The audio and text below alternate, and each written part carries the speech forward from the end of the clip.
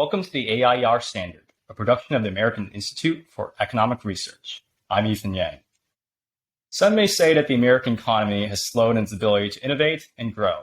Some may also say that we are in the midst of a digital revolution and COVID has brought in that wave of innovation. Joining us today is Professor Runiewicz-Wardyn from Kozminski University in Poland, who's joining us at AIER's headquarters in Great Barrington, Massachusetts. She's an expert in entrepreneurship and has studied everything from the ideas of Joseph Schumpeter to Central European economies. Professor Runiewicz-Wardyn, thanks for joining us today. Thank you, Ethan. And it's a pleasure to talk. And there's a lot to talk. So, of course. So I'd like to start off first by, framing this conversation, because your research looks at just how innovation plays a part in economic growth, how it comes about, in particular, how COVID-19 and all the policy and social changes that came with it disrupted the American economy and may or may not be setting the stage for essentially the next generation of economic innovation and growth. So I guess to frame it, you look a lot at how Joseph Schumpeter's ideas and how they play out. Can you give us an idea of who he was and then what's his general thesis? Well, firstly, let me tell you that he was, I think, a very, very unique person in many aspects. Well, firstly, he was, he had this experience, a practical experience. So he wasn't only the theoretic economist. He was, he had a background. His family background was in entrepreneurship.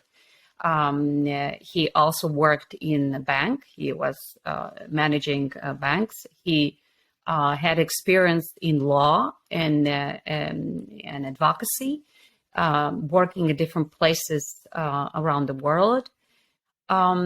He kind of experimented, or let me maybe put it in a way, he was open to many different ideologies or economic schools. So in a way, he was also, arguing with, from neoclassics to Marxism and Keynesian approach, laissez-faireism, also Marshallian externalities.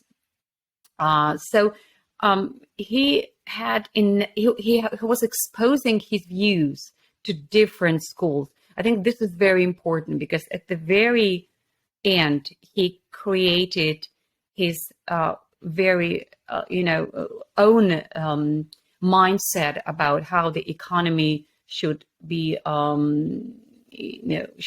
should run. And I think his concepts are, I would say, simply everlasting. They kind of universal. And the deeper you go into his works, the more of interesting and up-to-date elements you find. Starting from innovations. He is considered to be a founder of innovation theory. What he observed, although, the word innovation was probably, present before, probably comes back to some 15th, 16th century, and innovatus is in Latin word. But he actually put this word into practice through the process, what he called creative destruction. For Schumpeter, watching from the practical perspective how the companies work, how they fail, and how they are being born, he understood that innovations and technological dynamics is the only stimulus, only factor that sustain businesses, that sustain or if you want, maintain their economic or competitive advantage. And that's the only factor that can drive the long-term growth and increase the economic potential of all the sectors. If you do not go through the creative destruction, it's like trying not to face the reality. So yes, in this way, his theory becomes especially important in this last decades. We've observed a huge, huge trends in innovation, in patent applications in various fields. Mm-hmm. That's why I think his concept of creative destruction was somewhat underappreciated in a couple of decades back, or going back to 50s. I think innovations were still at very slow pace, and we also had in Europe different problems, maybe structural problems. So maybe innovations were not so important and were not so visible as in the U.S. in the post-war era. But currently, we see what innovations can do. The positive sides of it, they're obvious. We wouldn't have all these high standards of living without innovations. So yes, it's very important that, especially during the recession, to consider not only the negative sides, the externalities, negative, in terms of macroeconomy and the lost entrepreneurship, but also to consider the positive sides, the bright sides, the creative part of economic growth. And here, where Schumpeter's theory comes very useful. And I want to talk a little bit about how his theory about entrepreneurship plays into the way the economy works and moves, in the sense that I believe, especially, there's two general entrepreneur theories. There's Kerzner and there's Schumpeter. And I believe Schumpeter is the one that really talks about how entrepreneurs shatter the equilibrium and create basically a new playing field. I guess you can see it as, if you discover oil, for example, that changes the entire economy. Now everything's going to be run. Now there's going to be all sorts of different offshoots from that discovery. Or it could be just a slight innovation that changes everything, going from flip phones to iPhones to Apple Watches, right? So it can be just completely discovering a new thing to a slight change that really changes everything. And so I guess he's saying that when you have, as a market matures, right, it gets kind of stagnant, it gets kind of old. Take Facebook or MySpace, for example, right? Someone invents MySpace, gets super popular, and then it kind of peters out until, now people are wanting that new thing, and then a new company comes in, completely disrupts the market, and now we're off to the races again. That's kind of like the cycle of economic, it's basically an economic cycle of growth and then stagnation, and someone invents something new. Absolutely. Well, the concept of creative destruction wasn't that popular, just as I mentioned, as innovations were somewhat not perceived as a major factor of growth until the endogenous growth theories came into place, and we understood that there's a huge potential within the economies themselves to drive the to innovate and to use this creativity in creating higher value. Well, for the creative destruction to actually to be able to to make changes, it has to be driven by technologies that meet certain conditions, and the conditions would be, these innovations have to be they have to be adaptable, so they have to be accessible, affordable by a greater market population. So in a way, market has to absorb these innovations. There cannot be any major barriers in terms of having too much market concentration. So you leave some room for the competition, for the followers, for the imitation, because that drives, that gives stimulus even for those who are actually, those who are innovating, the genuine innovators. It also has to have a very smart, and business-friendly policies. Let me take example of startups. In some countries, especially in Europe, in East Central Europe, you have to wait at least, roughly, depends on the country, 20 days until you can start up a business. So it takes 20 days to go through all these bureaucratic, procedures to start up the business.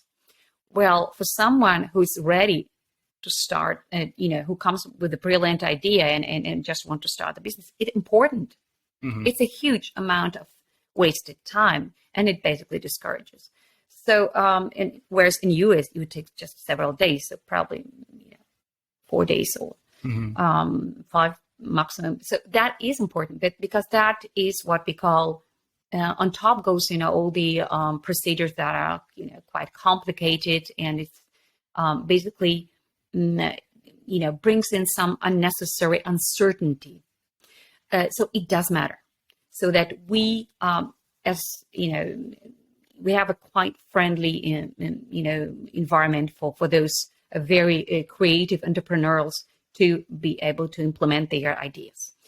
And then, of course, the whole package that goes along with it, skills, on the whole network, value chains that you want. You have to have downstream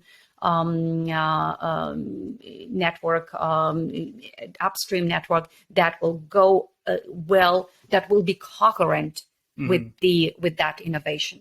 So all those stakeholders will have profit maximizing incentives.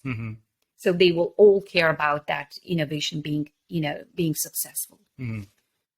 So that is important, and that there's a lot of different issues related to that. And the more entrepreneurial environment is, I think the greater the chances that the innovation will move the entire economy towards different innovation wave or innovation driven economic growth.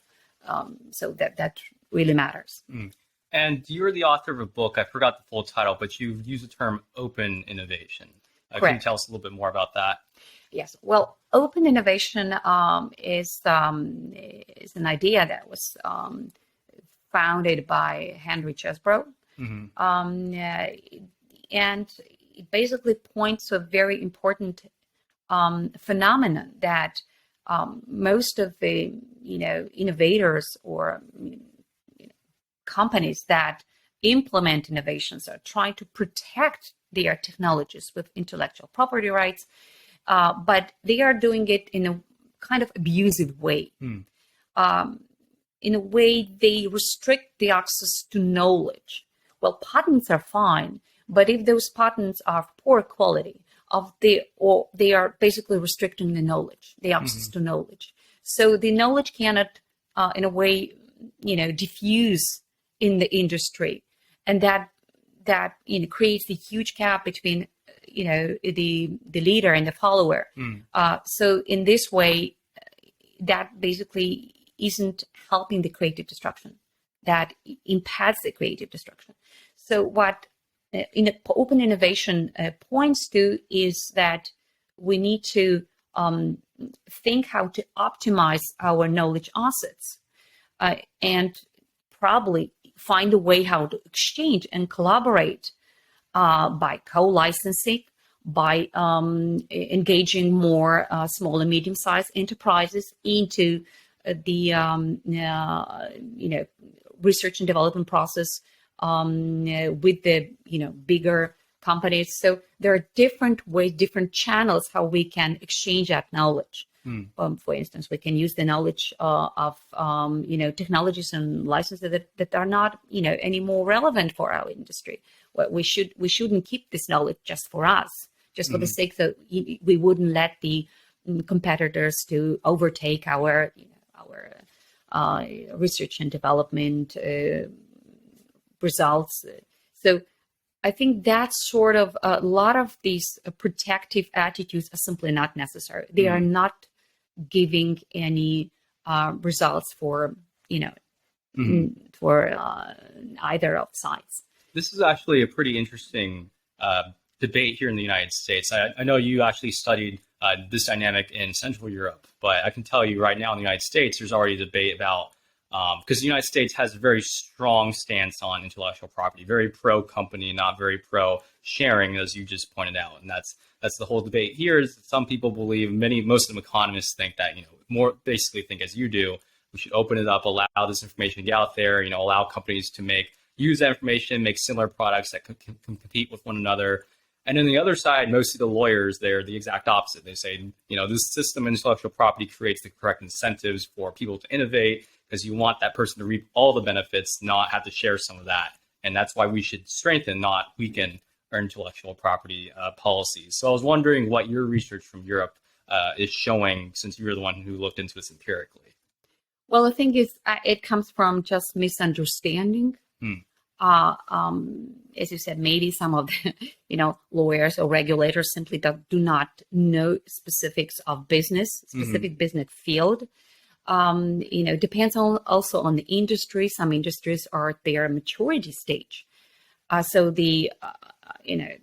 some industries require much longer technology. They simply have much longer technological life cycle. And you also have some fields that are very important for Commonwealth.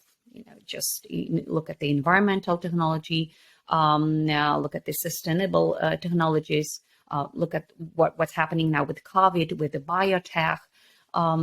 So it realizes that it is very important for the efficiency to increase the efficiency of our own R&D inputs to exchange knowledge. Because it may be that someone has done it already, what we are doing right now. So if we do not exchange knowledge, it simply creates an extra cost for the company, and not the other way around. I think the policies should really protect, the unfair players, the imitators. So that is simply, have to,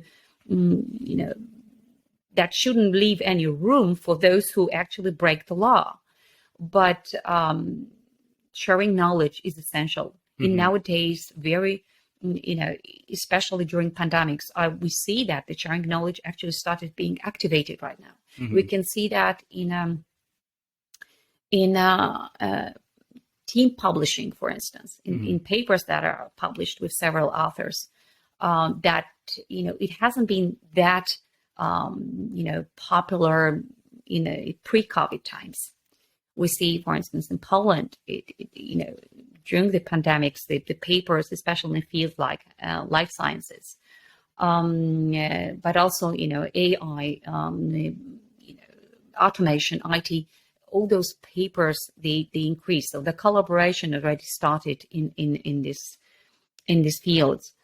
And what do you think really drove what's basically made self-interested people who want to keep all the benefits of themselves start thinking more collaboratively? What do you think kind of sparked that change? Well, I think it's just basically misconception about what the innovation really is in my particular case, and how I can use.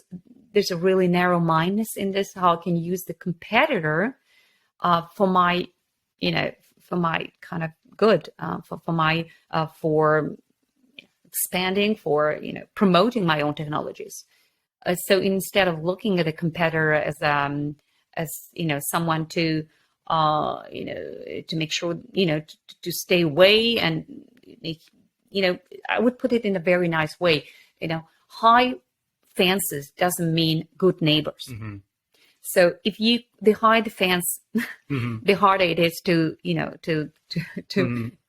build the nice relationship with your neighbor. So the policy should be enough solid in order to protect your proprietorship, intellectual property, but also do not create this hostility amongst the firms. Yes, and it shows the results. I mean, basically, open innovation gives some evidence in the literature that it does work. That if we share our knowledge, of course, we do not share. The knowledge doesn't mean we do not share what we actually accomplish. But in sharing the knowledge on what we are doing, it's very important. So it's not necessarily maybe a government policy change, more of a voluntary business realization that you can make more money, be more collaborative, be more innovative if you work together and not more adversarially. Okay, so do you see similarities in the US? Do you think the US market is more towards the older model? Like, how do you see things changing? Especially, I guess we'll get right into it, especially after COVID, this Right. huge shock, right? That changes everything. Oh yes. I think COVID probably is better noted that Hmm. as every recession or depression has an opportunity in it. So in the way of adjustment to change, well, it's just a change that you have. For some, if you're entrepreneurial, you'll realize it's an opportunity. If you prefer to see the only negative side, you probably won't do anything. Hmm. So we do, in terms of macroeconomic impact, we do see there is a negative impact in labor markets, and both in Europe and in US. We see especially high unemployment during the 2 years of pandemics amongst the young people. And that isn't good for the creative destruction. That kind of reduces your creative potential because you don't have, you're not exposed to competition. You're also, because of those teleworking, you lose the what I call the personal exchange of knowledge, or so the knowledge spillover would definitely be reduced because of Hmm. that, and that is important for the future innovative potential.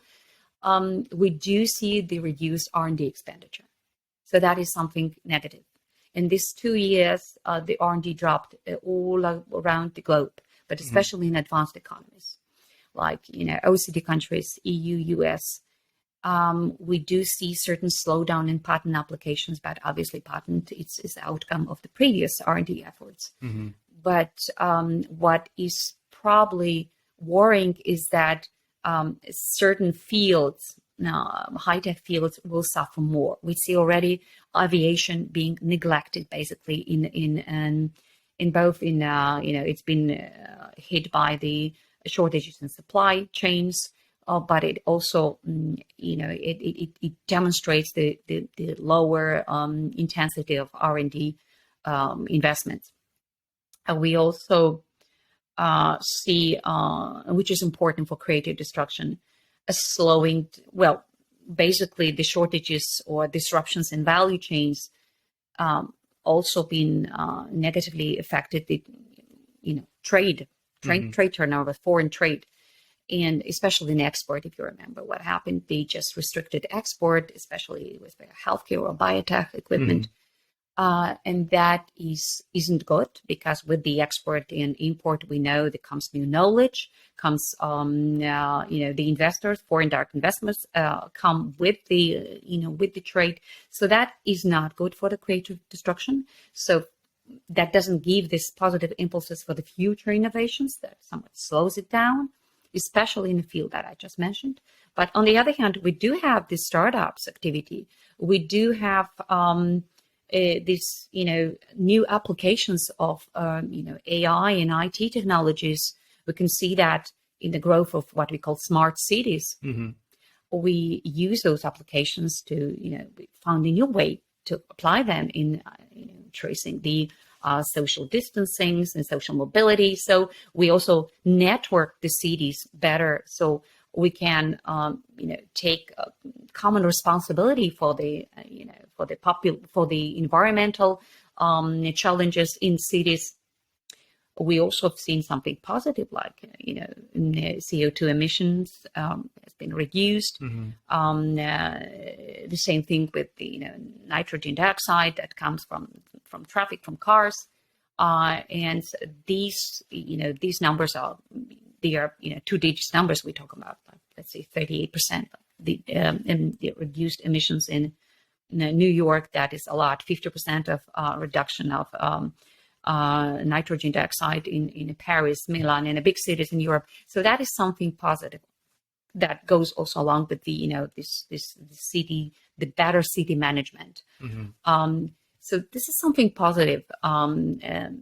So if we balance these negative and positive effects of COVID on creative destruction process, it's very hard to say at this moment, because it takes time. Hmm. But we may say that they were quite balanced. We've lost a lot of human potential in terms as we said, unemployment, but we also gained on some interesting solutions, some interesting, innovative applications in different fields. Look at the digitalization; it entered into completely different phase. It went into the traditional industries. So I think that has certain potential to maybe even to move us closer to what the Schumpeter called the sixth wave of innovation, where we become smarter, we apply smarter technologies, we build environmental friendlier cities. Now we apply more of the concept of circular economy.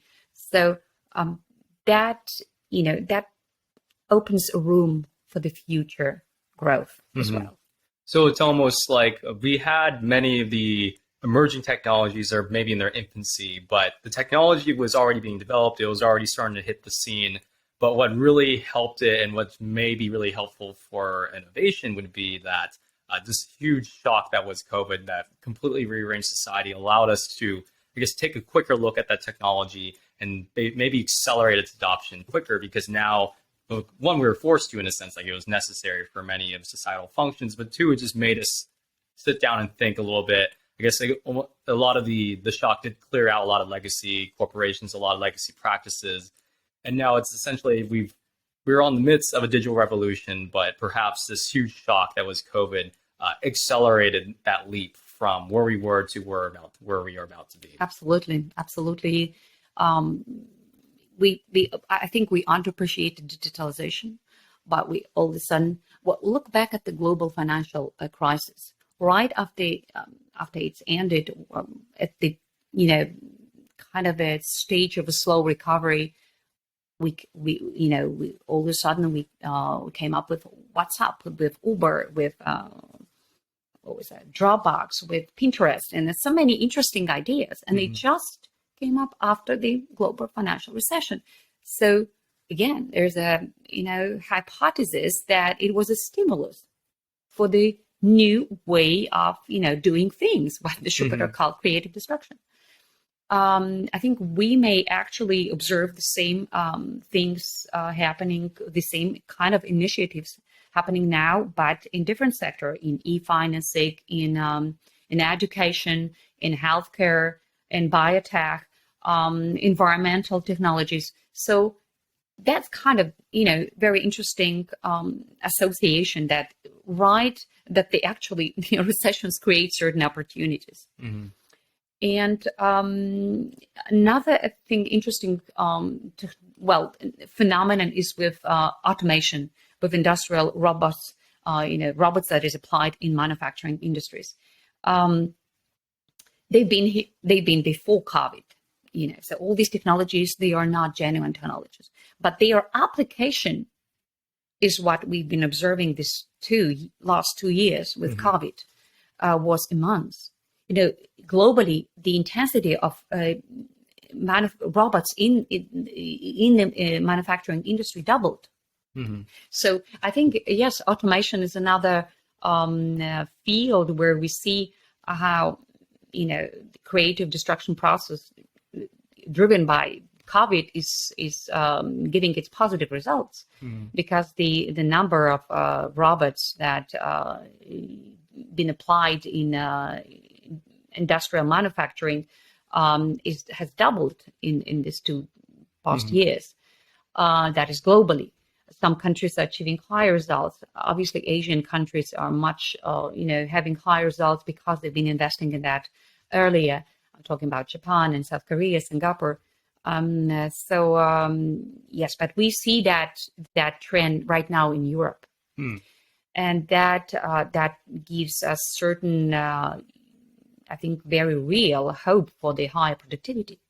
And as we know, the productivity has been slowing down its pace in the last decade. So that's create kind of a positive stimulus. And I want to touch on that point, because this has been a narrative that many people have been saying, is that the West is getting less innovative, growing slower. So I guess why do you think that was, if the data does show that's correct? So Was it just because that's kind of like the natural course of industry? You hit some sort of industrial revolution, it shoots up a little bit, then it kind of peters out, right? It's sort of how it naturally happens until you hit the next wave. Well, I think in general, there is an assumption that the innovations that been driving the economic prosperity starting from 50s, 60s, they were more radical. Mm-hmm. And the innovations that we been observing in the last decades, say 2 decades, starting with the digital technologies, they haven't had that radical impact. So we didn't see them in the productivity growth. So yes, in a way, we were not aware how we can still use those technologies. You can see that in Schumpeterian innovation waves and graph that every innovation wave is driven by some sort of technologies. And what we have in this fifth and sixth wave is basically digitalization. We have the environmental technologies. We have some smart cities. We have biotechnology. But all those fields, they are improving the standards of living, but they are not necessarily creating value added in the economies. Mm-hmm. And what COVID has showed, it simply accelerated in a way the creative application of the technologies that we considered as less productive. Mm. And I think there's a very interesting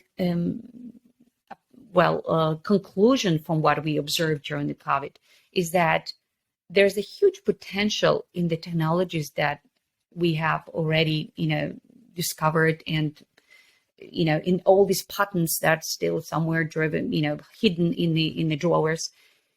Maybe it's time to look at them once again, mm-hmm. and see how we can make any good of them. Mm. So it's almost, when you say technologies that we once thought to be not very applicable or now it's important, Skype, for example, not Skype because Zoom is a new thing, but video conferencing in general. We just once saw this fun thing you call your friends on and said hi, and it was like, oh, like we're on the screen, but now it's being applied in businesses, and I'm sure the efficiency gains from that, being able to work from home, being able to have a very clear, crystal clear video conference with people around the world, I'm sure that's increased productivity tremendously. So that's just one item, of course. Like what we thought was just this fun novelty is now changing the way we do business. Absolutely, yes. It I would call the soft factors of productivity, but in time and in the cost and time measures, that creates huge efficiencies. Mm-hmm. And even with teleworking,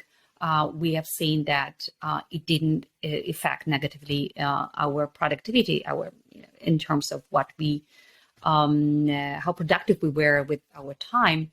Quite contrary, many businesses notice that their employees have been doing very well in terms of productivity and time efficiency, and it was also, minimizing the cost because they were working remotely, so they didn't have to travel, and lose their time in traffic. But it also shows that in the long run, teleworking may have its limits. In terms of, as I said previously, it may reduce this personal contact, which help, to share this tacit knowledge. Mm-hmm.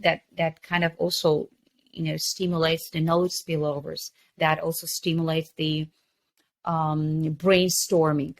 So that probably will have to, somewhat, properly balanced, mm-hmm. in order to, to use these IT technologies for the high efficiency in business. Mm. And then you mentioned how we essentially haven't had a moonshot sort of technology boom, but we are seeing this more, we're seeing like an efficiency boosting boom. And this is guess going back to what some entrepreneurs like Peter Thiel would say is that this is all fine and dandy that we're learning new ways of using existing technology, but America hasn't had a moon landing style event in decades. Do you think he's right and there's perhaps some problems that we have, or maybe we're just not thinking about the quote unquote moon landing in the proper framework? Maybe our moon landing is going to look different this time. So I was wondering about your opinion on that. Well, I think that since there are some industries, like I mentioned, aviation, or where we see higher common interest on a public interest, there hasn't been any major changes in these particular areas. And public, R&D expenditure, they are always planned with several years ahead. So I don't think personally they will be affected. But what we see is that even in a field like, basically in every high field, we see what we call an emergence of converging technologies. So we try to find new ways how to use our artificial intelligence, how to use IT, how to use automation in many different ways. And I think that in this sense, what you're talking about, yes, the moon experience on moon and aviation or aerospace, that will be positively affected by the fact that we became suddenly aware of that there are more to this than just a simple IT technology. Mm-hmm. So I guess final question to wrap up. You've outlined pretty convincingly that innovation is possible, it's upon us, it's happening, but also at the same time, there's many things that could withhold innovation, like regulatory practices, for example, societal standards. So how do we essentially maximize and realize the potential innovation wave that's coming, and what do you think can prevent it from coming, or significantly dampen the positive effects of the coming innovation wave? Well, I think that we have to realize that there are, some fields.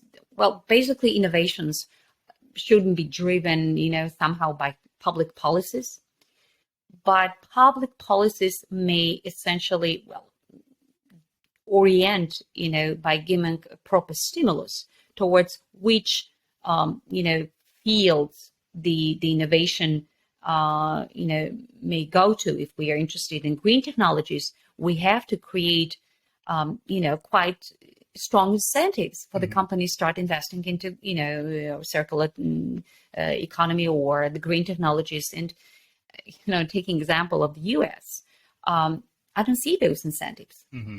So if we do expect to sort of to find the common interest, public goods and the private profit maximization, we have to create the proper incentives, because clearly, entrepreneurs, they don't see the interest in green technologies, not at least in the US.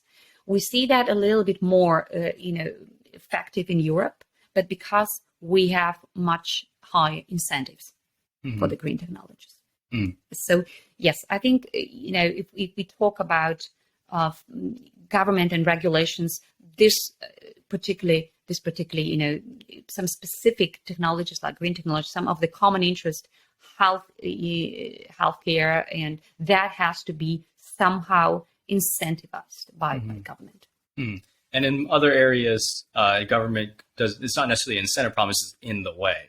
Yes, I think the government should stay a little bit out of the way by creating simply business-friendly framework, so that, let the innovators do their job, and, create the very clean environment, obviously having very solid, but also, IP laws that do not give any room for, followers or imitators that are simply, would break the intellectual property rights. So, but basically, I would say, leave the innovators do their job, because they know they know what they want. They have different ideas. They are very creative, and maybe one possible macroeconomic scheme would be, in order to help those entrepreneurs, is basically education, to prepare the younger generation to have these critical, creative minds, to be able to perceive the potential, that the technologies offer them, but also how to apply technologies in the local ecosystem, in your own communities, because I think it matters. I think they should see this, because this is where their mindset is being created. So if they see the problems and the possible ways to solve those problems, this is very important. Professor Runiewicz-Wardyn, professor at Kozminski University in Poland, thank you so much for joining us today. Thank you. If you liked what you heard today, make sure to follow AIER on all our various media channels, such as Facebook, YouTube, Twitter, as well as check out our website at AIER.org. If you really liked what you heard today and you want to support more cutting-edge researchers like Professor Runiewicz-Wardyn, make sure to become a donor. All that information and more can be found at AIER.org. Thank you.